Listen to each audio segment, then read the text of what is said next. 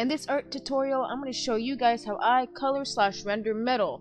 Now, for this tutorial, we're only going to use 3 simple shapes here, and I'm going to refer to them as a pole, a sphere, and a spike. Now, I have 3 separate layers I'm going to be using for the base colors, and I'm going to be using neutral grays. I'm just using neutral grays for the time being because right now we're focused on the rendering style, not really the colors, if you get what I'm saying. But anyway, let's start off with a middle gray here.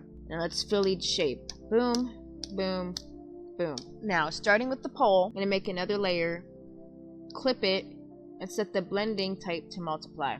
Now, you can use black for this if you want to. It doesn't matter because we're not really using proper colors. We're using values here. I'm going to use the middle gray again, and from bottom to top using the gradient tool. Just experiment. See what you like. Do you want the shading to be down lower or up higher? Because imagine the direct light source was coming from the top. Up near the top would be like, with most highlight. And slowly and gradually, as you get down towards the bottom, it gets darker, shadows and everything. The light slowly starts to pan out. And once you find a height, darkness, whatever you like, just merge it, make a new layer, clip it, set it to multiply again. And now this time on the sides, just do a couple strokes, maybe go in closer, see what you like. Once that's done, again, merge it, make another layer, and instead of multiply this time, overlay it and clip it. Now, overlay, I use this for soft highlights because I do 2 different types of highlights. Soft highlights and hard or solid highlights. Now, this is the terminology I use. It might not be the proper terminology, or it might be, I don't know, but this is just what I use because it helps me understand it, who cares as long as, I get the job done. Anyway, so for the soft highlights, you can use white for this, doesn't matter. And with the shape tool selected, you can either use the line or the square tool, doesn't matter.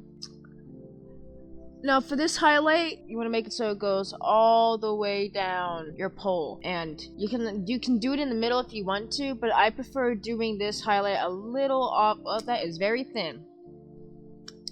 I prefer doing this highlight a little off center and not directly in the middle, and then motion blur it. Mess with the intensity, find what you like, and then just press OK. And then merge that. And now for the hard highlights that I mentioned. Clip, set it to add, still have the shape tool selected, maybe make the width a little thinner, and then just on the edge, just on the edges here.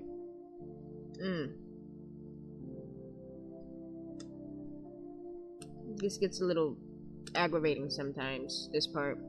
Sure, that works. I'm definitely gonna lower the opacity now. Boom. Now, you can be done here, but you can add more details if you want. You just create another add layer, clip it, and since there's not really any direct light source in this piece, we can just make diagonal lines wherever. Now, at least with Metabang, I can't just use the transparent option here to kind of like blend it in and make it seem like it's fading into whatever. So with the add blending layer, if you're using black, make sure you press protect alpha so it only affects the white here. The black acts as a transparency color.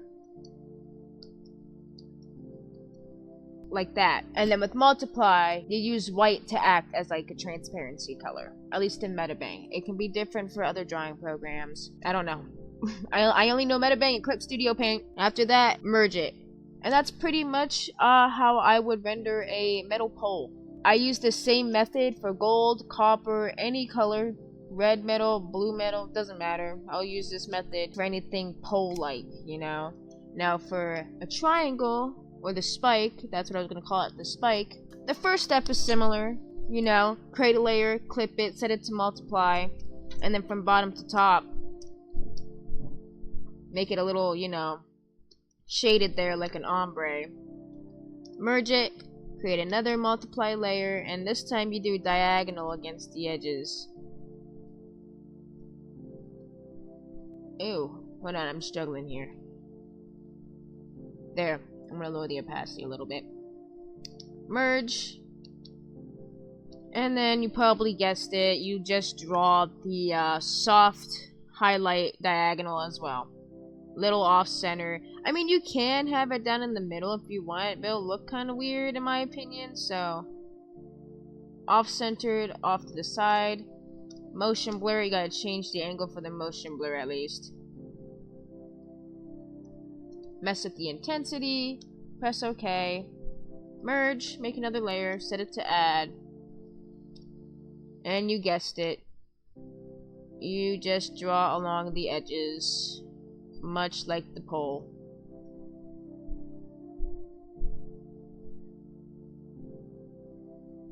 And again, like I mentioned before about black acting as a transparency color and selecting protect alpha, you can also have this highlight kind of fade in certain areas too, if it's too harsh in some areas.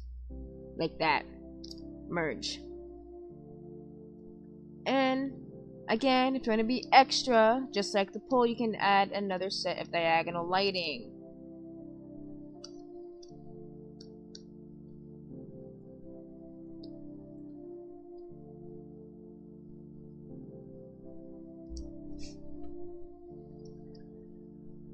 So, how I render spikes is pretty similar to poles. It's just obviously diagonal and going inward instead of straight, side by side parallel. And now the sphere is a little bit different than the pole and the spike, so let's get into it. Now, the first step is the same again, top to bottom, but this part's actually optional with spheres. You don't have to do this part. I'm just going to, because I did it for the pole and the spike. Make another multiply layer. Now, this is where it gets different. So instead of just doing side to side or going in diagonally, what we're going to do is we're going to go to our completely solid shape tool and fill it in. Then we go to our gradient tool, and if your guys' gradient tool has this, you want to change it to a circular one. Select white, like I mentioned, because white acts as like a transparency color, and just pick a spot for your light source in this case, because again, there's no direct light source. And then do a few strokes here and there. Lower the opacity if you want to. And then merge. That's how you get the shading for spheres. The highlighting is a little bit similar, but not. Again, go overlay for soft highlights. And you draw like a circle up near the top. But instead of motion blur, we're going to do Gaussian blur, because Gaussian blur does more of a circle blur. And then you mess with the intensity or value as it says here. Merge. Another layer. Add. And then you just draw on the little edge up near the top, because that's where most lighting is. This is hard.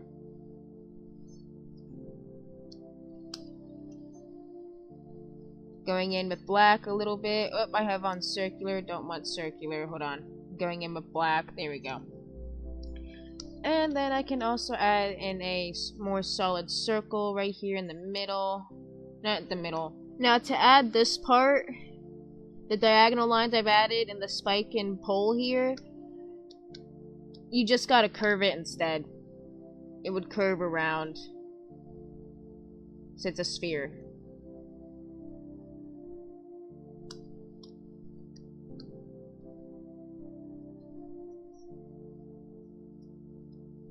Another thing I like to do with spheres is create another multiply layer, and then towards like the bottom part here is like draw like a weird jelly bean shape almost.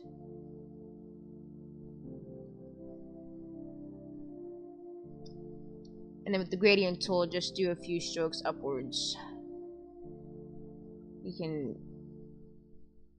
expand it if you want to. Doesn't matter. If you want, you can go in with white make it fade in a little bit. I like to add that for like extra shading on the bottom.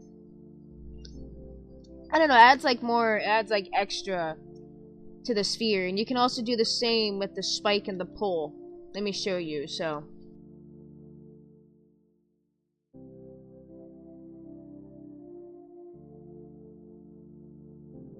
yeah, you can do that with the pull and the spike as well.